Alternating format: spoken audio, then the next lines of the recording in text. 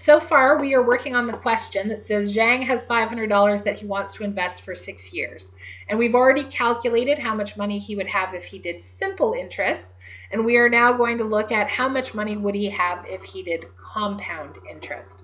So part B says how much money will he have if he earns 1.5% per year compounded annually.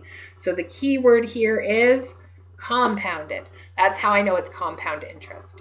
So the formula for compound interest is A equals P times bracket 1 plus I, and then close the bracket to the power of n. So the difference between simple and compound interest is the location of that n.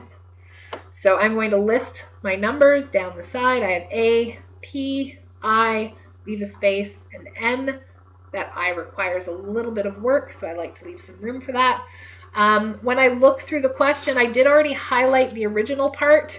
I am going to just highlight in this part the 1.5%. So P is my starting amount. That is $500. The interest rate I is 1.5%, but I cannot put it into the calculation as a percent, so I need to divide it by 100. So 1.5 divided by 100 is 0.015. It's the same interest rate we had in the previous part.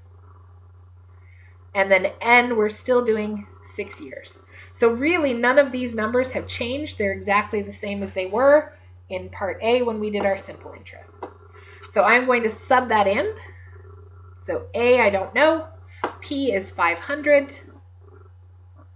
And then times 1 plus I is 0.015. And then to the power of 6. So A equals 500. We start with our brackets when we're doing our order of operations. So I'm going to add 0.015 and 1 to get 1.015. The power of 6.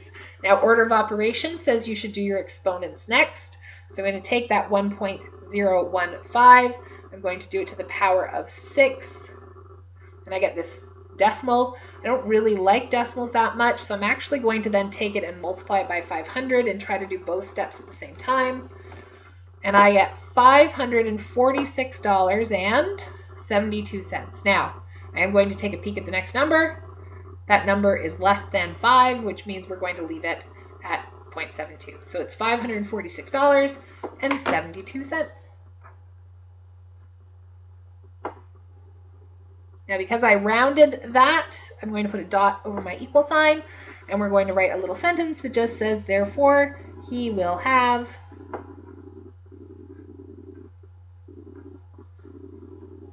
$546.72. We will talk about the last part in the next video.